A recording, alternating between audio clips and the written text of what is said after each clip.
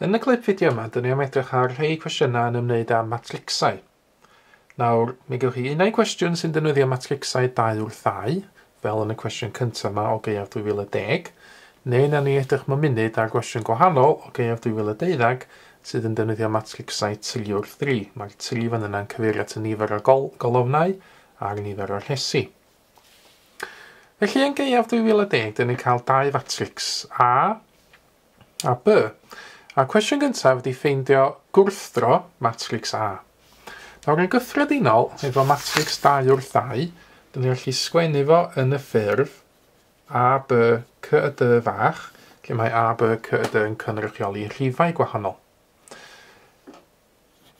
Un peth sy'n bwysig i ffeindio gwrthro matrix yw'r determinant. Nawr, determinant unrhyw matrix 2 wrth 2 ydy'r swm A lluosi D tynnu ffwrdd C lluosi B, neu sgwennu fo fel B lluosi C. Ac i ffeindio gwrthro y matrix, dyn ni'n sgwennu fel A pŵer minus 1, dyn ni'n cychwyn efo'r rhif 1 rhannu hefo'r determinant, a dyn ni'n luosi fo hefo matrix tebyg i A, dyn ni'n newid pethau yn y dull yma, dyn ni'n cyfnewid safleoedd A a D, a dyn ni'n gadael y rhifau B a C lle maen nhw, ond dyn ni'n cyfnewid yr arwyddion. Felly mae B yn mynd i minus B, C yn mynd i minus C. Felly, yn yr enghraifft yma, Gaeaf 2010, dyn ni'n gweld na'r matrix A di 7, 5, 3, 2.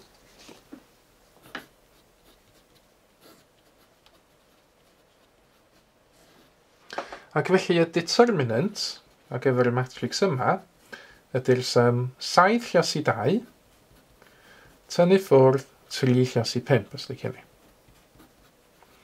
Sydd yn 14 tynnu 15, sydd yn minus 1.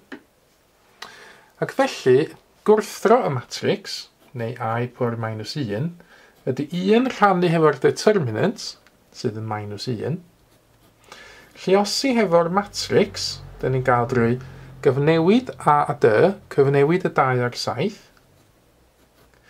gadael y 3 a'r 5 lle maen nhw, ond newid yr arwyddion. Felly minus 5, minus 3.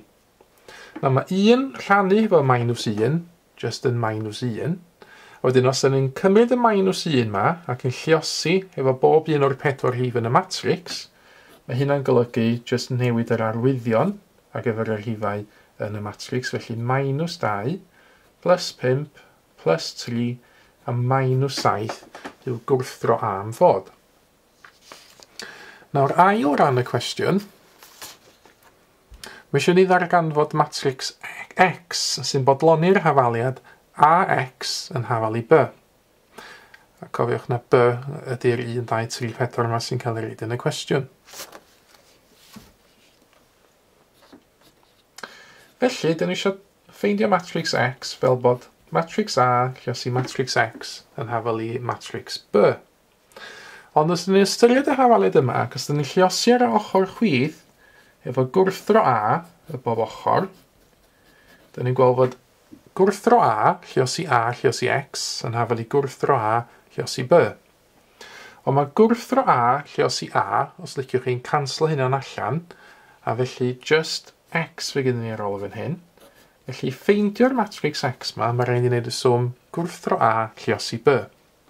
Ond dyn ni wedi ffeindio gwrthro A yn rhan A ar y cwestiwn.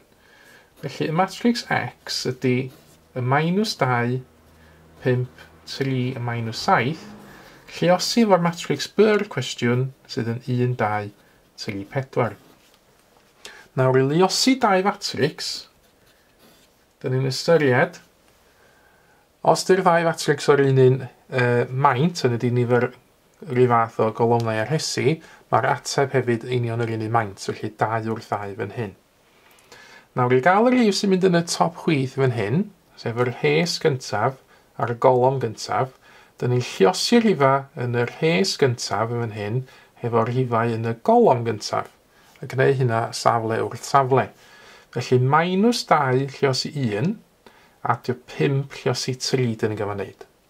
Nawr, minus 2 lluosi 1 yn minus 2, 5 lluosi 3 yn 15, a mae minus 2 adio 15 yn 13. Ac ar gyfer y safle yma, sef yr rhes gyntaf a'r ail golofn, dwi'n lluosi rhifau yn yr rhes gyntaf efo'r rhifau yn yr ail golofn. Felly minus 2 lluosi 2, sydd yn minus 4, ac adio 5 lluosi 4, sydd yn 20. Felly minus 4 adio 20 yn 16. Ar gyfer y safle yma, mae hwn yn yr ail res golofn gyntaf, felly lluosi rhifau ail res efo'r rhifau golofn gyntaf. Felly 3 lluosi 1 adio minus 7 lluosi 3. Felly 3 adio minus 21. 3 adio minus 21 yn minus 18. Ac i orffan, y safle yma ydy'r ail res ail golofn. Felly lluosi rhifau ail res efo'r rhifau ail golofn. Felly 3 lluosi 2 yn 6, adio minus 7 lluosi 4, sydd yn minus 28. 6 adio minus 28 yn minus 22. A dyna yn fan yma ydy gwerth matrix X.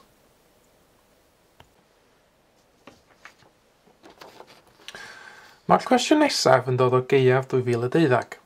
Fan hyn, dyn ni'n cychwyn drwy gael matrix 3/3. A dar gyntaf y cwestiwn ydy i ddangos fod y matrix yma A yn anhynod, dyna os o'n Gymraeg, non-singular yn Saesneg, ar gyfer unrhyw werth real o K. Gan ni gael ystyried fod ni'n cychwyn Gaeaf 2012. Cwestiwn 5. A'r matrix dyn ni gael ydy rhes gyntaf K16, ail res 1K4, trydydd res dim 1. Nawr eto, y dar gyntaf y cwestiwn oedd i ddangos fod A fawr yn anhynod ar gyfer unrhyw werth real o K. Nawr, mae y matrix A yn hynod, sef singular yn Saesneg, os yw y determinant yn 0. Felly, mae'r cwestiwn yma'n gofyn i ddangos fod y matrix yn anhynod.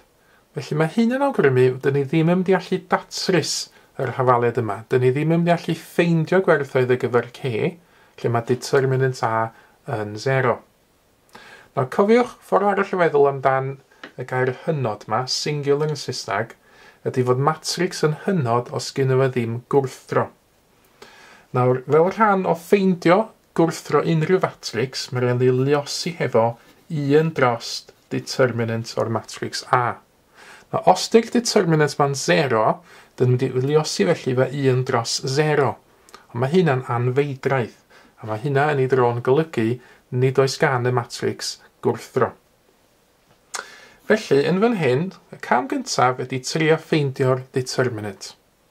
Nawr, determinant matrix 3/3, dyn ni'n ffeindio fo drwy ystyried, wel fyddai'n ffeindio fo drwy ystyried yr rhes gyntaf yma fan hyn.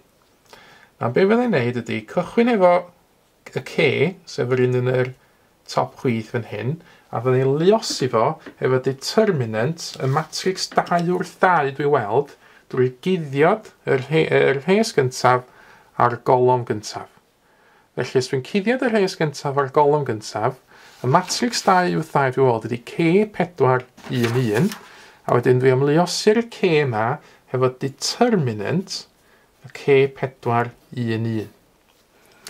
Yna, dwi'n niweithio ar ffordd yr rhes gyntaf, dwi wedi delio efo'r K rwan, a nesaf hefyd delio efo'r 1,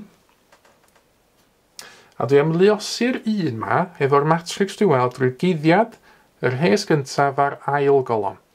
Felly 1 lluosi hefo determinant y matrix 1, 4, dim 1.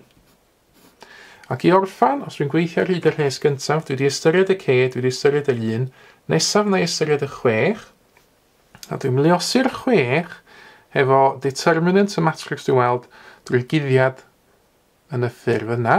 Felly determinant dwi eisiau fan hyn ydy 1K dim 1. Felly dwi wedi gweithio ar y lles gyntaf. Nawr, heb i gofio fod yr arwyddion yn newid wrth i fynd yn ymlaen. So mae hwn wedi yn plus k, mae hwn wedi yn minus 1 yn hyn, a mae hwn wedi yn plus 6. So mae'r arwyddion yn newid wrth i ni fynd ymlaen. So plus, minus, plus, wastad.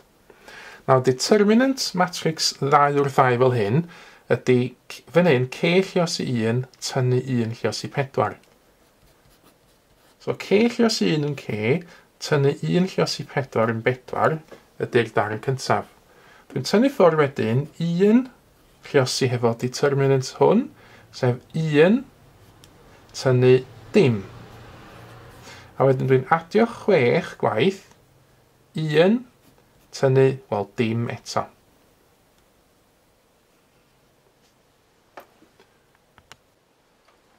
Yn tacluso i fyny, k lluos i k yn k di sgwario, k lluos i minus 4 yn minus 4k, 1 tynnu dim yn 1, lluos i fo'r minus 1 dal yn minus 1, 1 tynnu dim yn 1, lluos i fo'r 6 dal yn plus 6. Felly beth sydd gen i fi di k di sgwario, tynnu 4k, adio 5. Nawr cofiwch wan, mae'r matrix A yn fod yn hynod os yw'r determinant yn 0.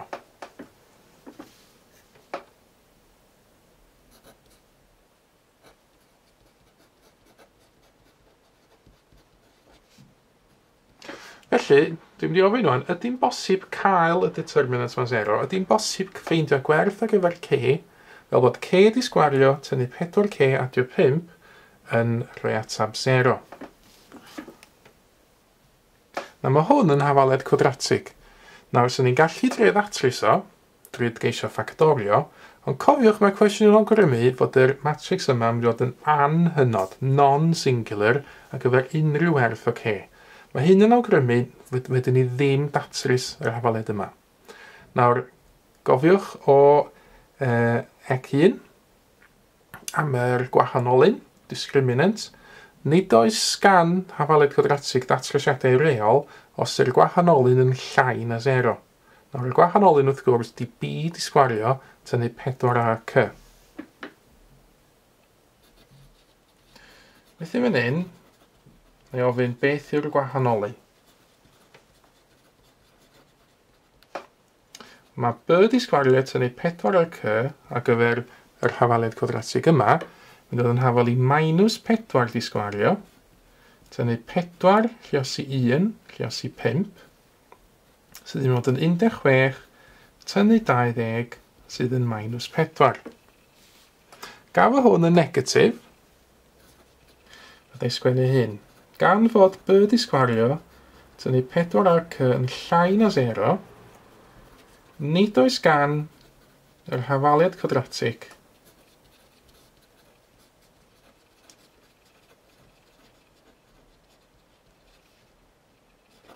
k di sgwario, tynnu 4k adio 5 yn 0, datrysiadau real,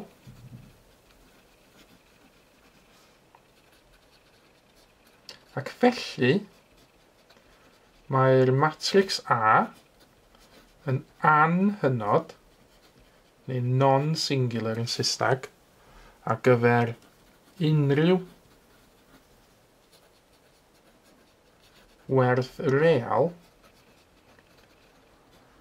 o k. Felly, dyn ni wedi ateb y cwestiwn a yn gofyn iddyn ni i ddangos fod y matrix yn anhynod ar gyfer unrhyw werth real o k. Nawr, y cwestiwn yn ymlaen rwan, mae deithio ni fod k rwan yn 3. Yn gyntaf, mae eisiau ni ffeindio'r matrix atgydiol, adjugate matrix, o'r matrix gwreiddiol A. Felly, os o'n i ymlaen i ddarn B rwan, mae'n deithio ni fod k yn 3.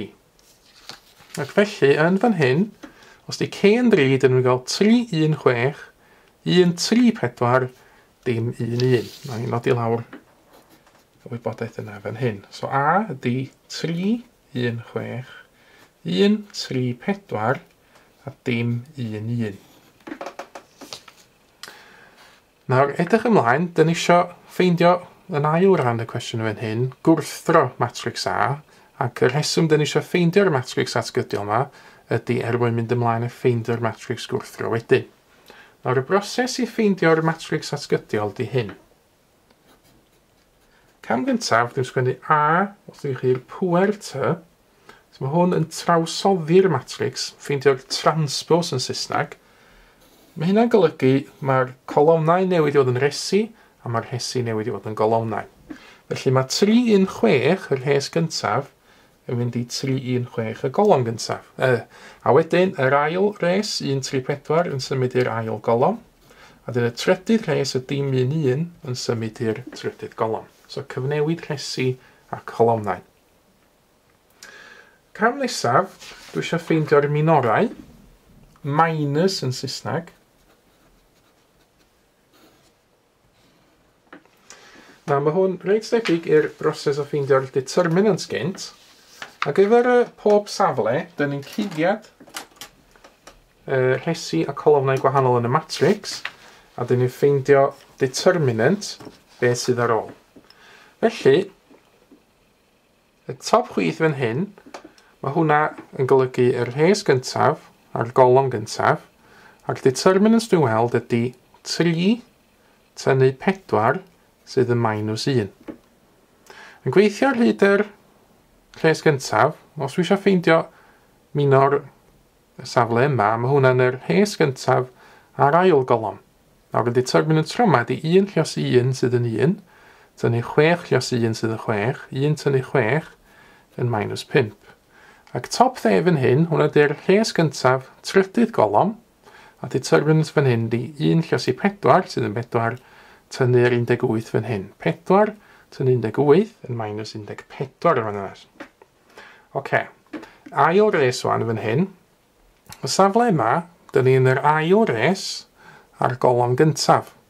Felly, os dwi'n cuddiad ar ail res a'r golofn gyntaf, y determinants dwi'n weld ydy 1 llos 1 tynnu 4 llos 0, sydd yn jyst yn 1. Yn y canol, 4 sydd ar ôl ydy 3 llos 1, sydd yn 3, tynnu 6 llos 0 sydd yn ddim byd, 3 tynnu ddim byd yn 3. Ac yn yr golofn olaf, determinant dwi'n weld ydy 3 llos 4 sydd yn 12, tynnu 6 llos 1 sydd yn 6, mynd ar atab 6. A'r rhes olaf, os dwi'n meddwl amdano y minor yn y safle yma, dwi'n cuddiad y trydydd rhes o'r golofn gyntaf. Dwi'n gweld 1 llos 1 tynnu 3 llos 0 sydd yn 1. Yn y canol, dwi'n gweld 3 llos 1 sydd yn 3, tynnu 0 eto.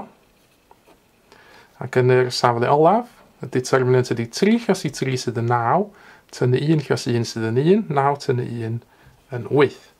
Felly'r matrix o finorau, neu'r minus matrix, ydy -1, -5, -14, 136, 138. Nawr, i gael y matrix atgydiol, neu'r attributes matrix, cwbl sydd angen neud o'n di ystyried lle o arwyddion yn y matrix minorau. Nawr, be fel ei wneud wastad ydy meddwl am ddys ar y rhif 5 ar ddys, a cadw'r 5 rhif yma yn yr un arwydd. So, -1, -14, 3, 1 ac 8. Neu, os ydych chi'n meddwl yna siap croes yna, mae hynna'n aros yr fath, o fatha'r 5 ar ddys. Ond yn gweddill, mae rai newid yr arwydd yn fan hyn. Felly mae -5 yn mynd symud i 5, mae 1 yn symud i -1, 6 yn mynd i -6, mae 3 yn mynd i -3. Hwna wedyn ydy'r matrix atgydiol, attributes matrix.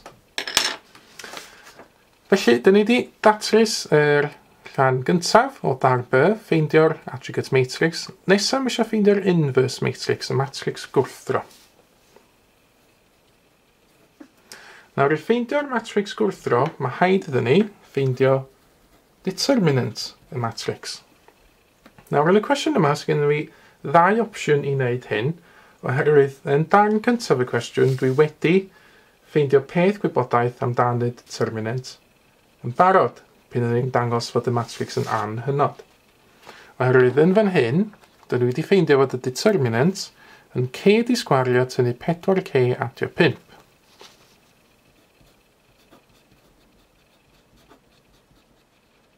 A gan fod, ar y darn yma cwestiwn C yn 3, dwi'n gwneud 3 di sgwario, tynnu 4 lluosi 3, adio 5, ac felly dwi'n gwneud 9 tynnu 12 adio 5, 9 tynnu 12 minus 3, adio'r 5, 9 tynnu 12 minus 3, wedyn adio 5 yn 2 fan hyn. Felly mae'r determinant yn 2.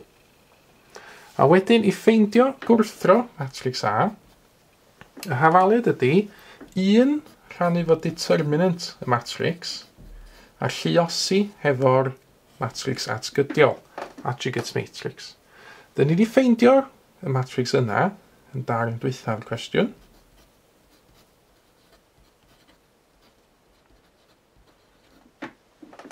Ac felly dwi'n mynd ymlaen rwan, a gafod yr determinant yn 2.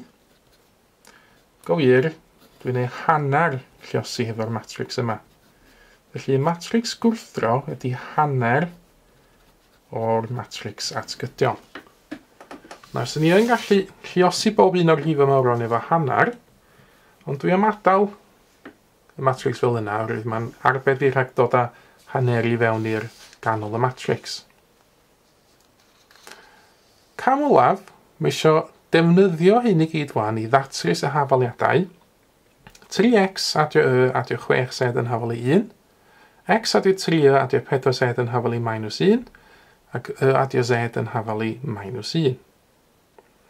Nawr, dwi'n gweld y cysylltiad rhwng y hafaliadau yma a matrix A, rwydd 3, 1, 6 ydy cyfernodau yr x, y, a z fan hyn, 1, 3, 4 ydy'r 1, 3, 4 fan hyn, a dim 1, 1 sy'n cyd-fynd efo dim x ac 1 y ac 1 z. Nawr, dwi'n gallu sgwennu'r set o hafaliadau yma fel hyn. Y matrix A, gwreiddiol, 3, 1, 6, 1, 3, 4, dwi'n ei symud y papur i fyny, 3, 1, 6, 1, 3, 4, dim 1, 1, lluosi hefo'r x, y a z, yn hafalu yr atebion yn fan hyn, sef 1, minus 1 a minus 1.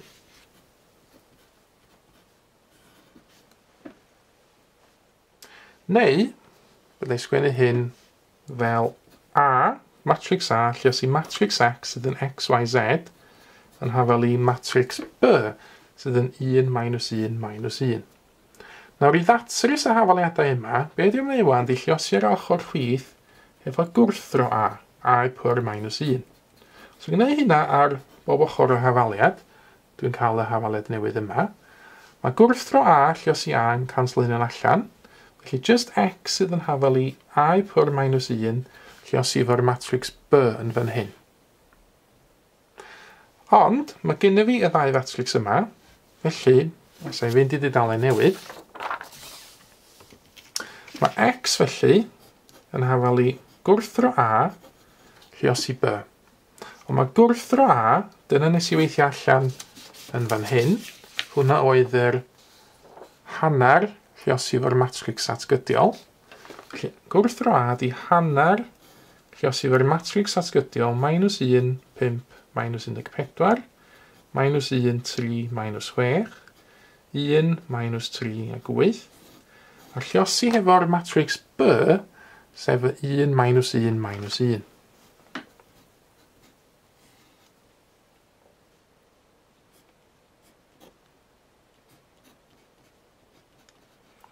Ac felly rwan, os na i luosi y matrix yma, efo'r matrix yma, nawr, dyn ni eisiau ystyried yn gyntaf maint y matrix sy'n dod fel atab.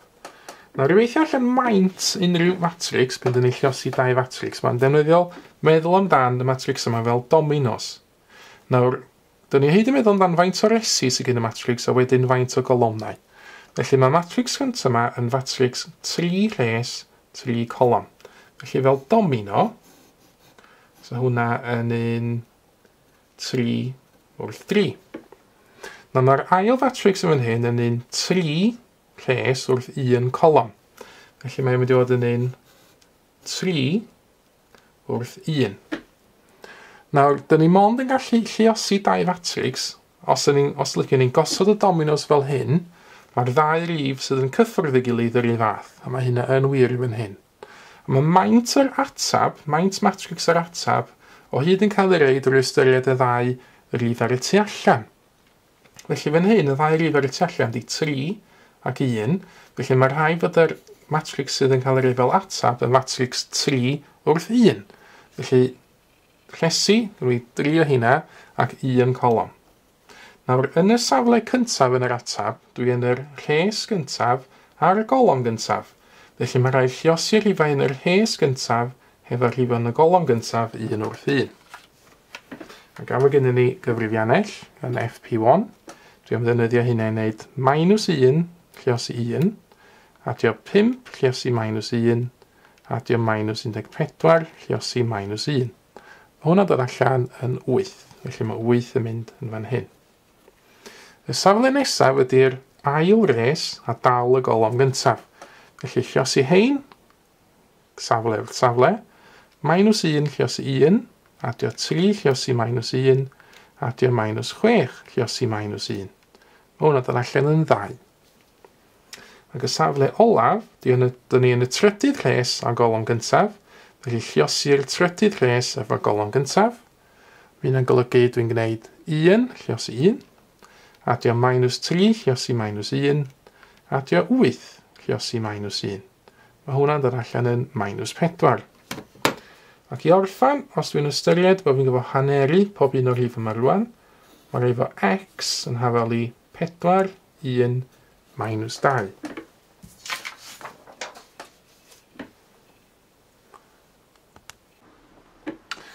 Ac felly, os dwi'n ystyried datrysiad yr hafaliadau yma, oedd y hafaliadau yma'n defnyddio x, z, dwi'n gweld felly fod x yn gwybod bod yn 4, yn gwybod bod yn 1, a z yn gwybod bod yn -2. Dyna yw datrysiad yr hafaliadau yna.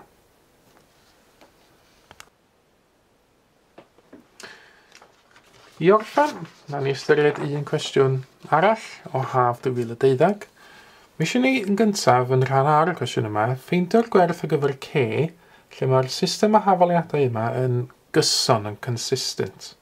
Felly mae gennym ni un gwerth o'r goll fan hyn, c, pa werthoedd, neu pa werth fan hyn ar gyfer c, sy'n gwneud yr hafaliadau yma yn gyson.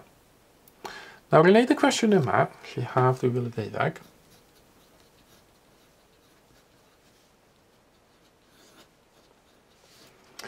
dwi am drin y system o hafaliadau yma fel un matrix mawr. Dwi'n gwneud hynna drwy ysgrifennu'r gwerthoedd 1, 2, 3, 2, 3, 1, 3, 4, -1 yn gyntaf.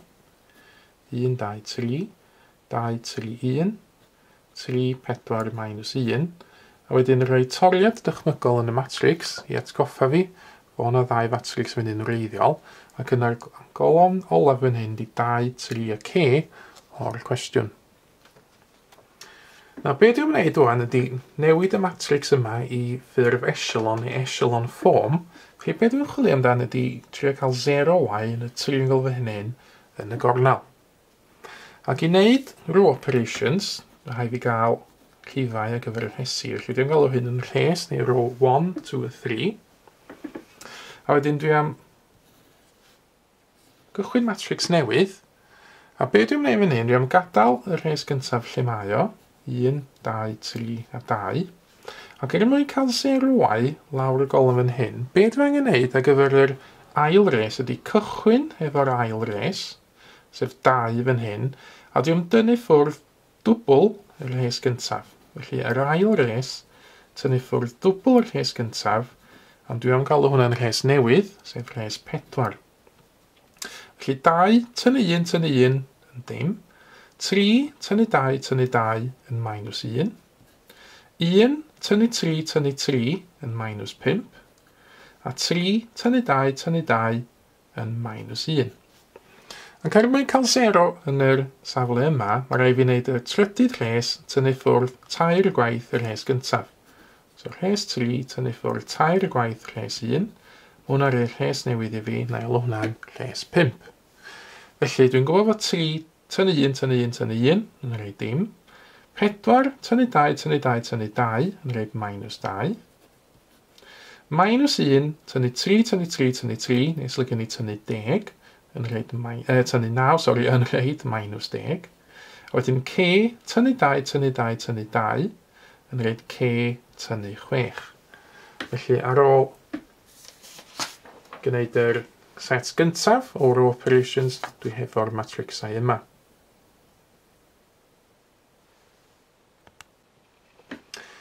Nesaf, dwi'n ffurfio matrix newydd unwaith eto. A tro yma, cofiwch dwi'n trio cael 0 yn y triongl fan hyn. Dwi eisiau trio cael 0 yn y safle yma. Na, dwi ddim yn gyffwrdd res gyntaf ar ail res fan hyn. Felly 1, 2, 3 a 2. A dim minus 1, minus 5, minus 1 fi dal gyda fi.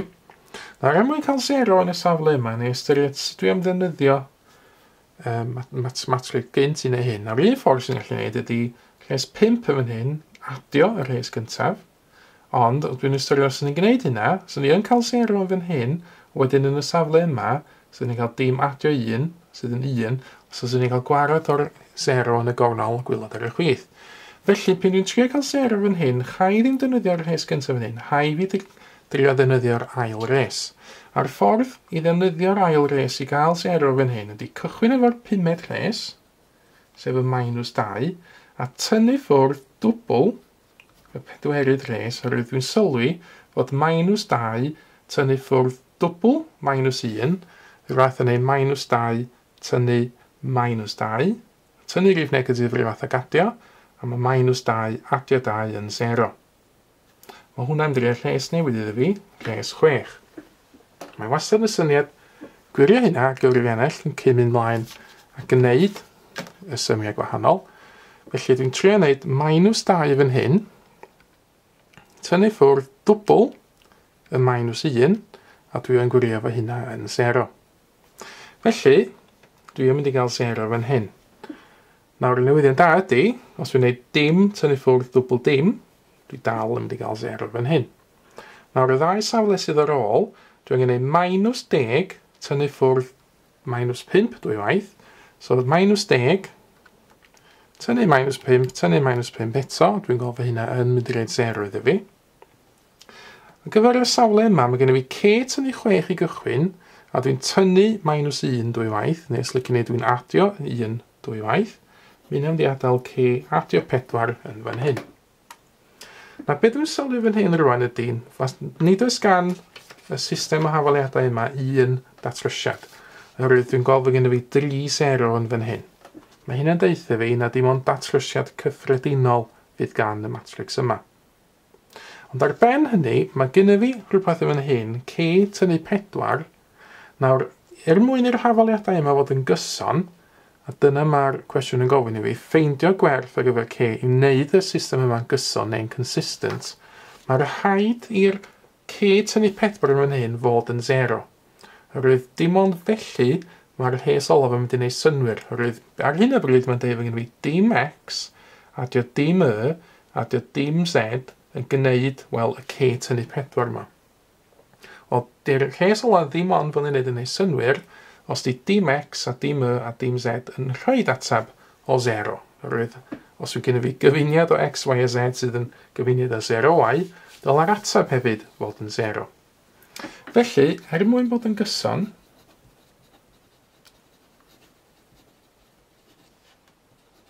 dyna mae'r cwestiwn yn ofyn, rhaid cael y c tynnu 4 yma yn hafal i 0.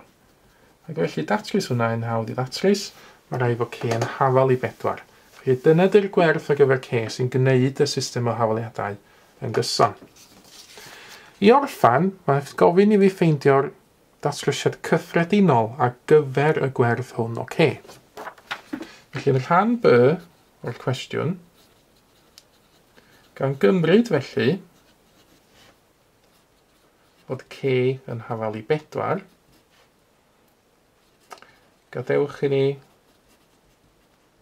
ffeindio datrysiad cyffredinol.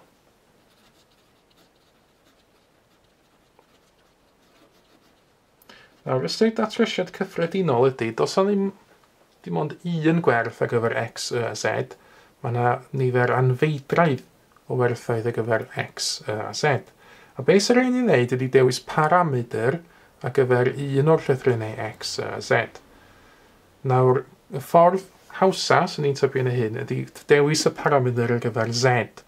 Oherwydd mae'r ffordd ydych chi'n dynnu'n datrys, neu dim datrys, newid y matrix i ffurf echelon yn gwneud pethau'n haws i alw z yn baramedr a gweithio nôl drwy x nag unrhyw gyfuniad arall.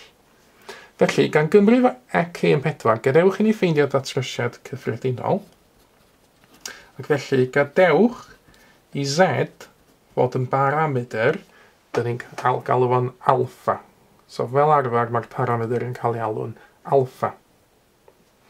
Nawr, os ydyn ni'n galw z yn alpha, ydy ni ddefnyddio'r rhes 4 a wedyn rhes 1 i ffeindio gwerthoedd y a wedyn x.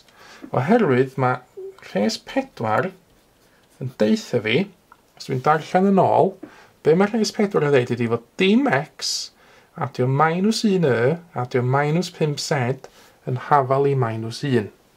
Ac felly wedi'i sgwennu hwnna fel minus tynnu 5z yn hafal i minus 1. Ond os di z yn cael ei alw'n paramedr alpha, mae'n rhaid fod minus tynnu 5 alpha yn hafal i minus 1. Os dwi'n adio 5 alpha i bob ochr, mae minus yn hafal i 5 alpha tynnu 1. A lluosi wedyn hefo minus 1, mae felly yn hafal i minus 5 alpha adio 1. Mae'n sgwennu hwnna bach taclusach fel 1 tynnu 5 alpha. A wedyn, os dwi eisiau ffeindio gwerth z, dwi'n mynd i ddefnyddio'r rhes 1. A mae'r rhes 1, yr rhes wreiddiol, yn deithio fi fod 1x adio 2y adio 3z yn hafal i 2. Felly, na i sgwennu hyn i fan hyn, x adio 2y adio 3z yn hafal i 2. A mae gennym ni bethau am newid i fewn rwan ar gyfer y a z. Mae x adio 2 lot o 1 tynnu 5 alpha, adio 3 lot o alpha yn hafal i 2. A felly mae x adio 2 llos 1 yn 2, 2 llos i minus 5 yn minus 10 alpha, adio 3 alpha yn hafal i 2. Nawr, os dwi'n tynnu 2 o bob ochr, dwi'n gofio hynna'n canslo hynna'n allan, mae minus 10 alpha adio 3 alpha yn minus 7 alpha. A felly, os na i adio hwnna i bob ochr, dwi'n gweld fod x yn hafal i 7 alpha.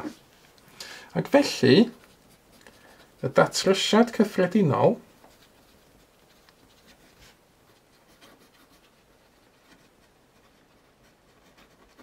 yw, sgwennu fo fel cyfesurin, mae x yn 7 alpha, mae yn 1 tynnu 5 alpha, a mae z yn alpha. So hynny ydy, datrysiad cyffredinol, mae gennym fi paramedr. Mae gennym fi nifer anfeidraidd o datrysiadau.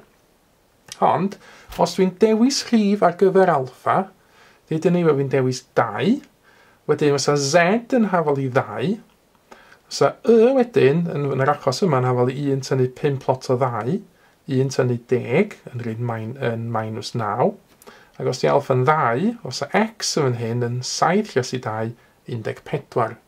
So mae gennym ni datrysiad cyffredinol sydd yn dibynnu ar y paramedr alpha.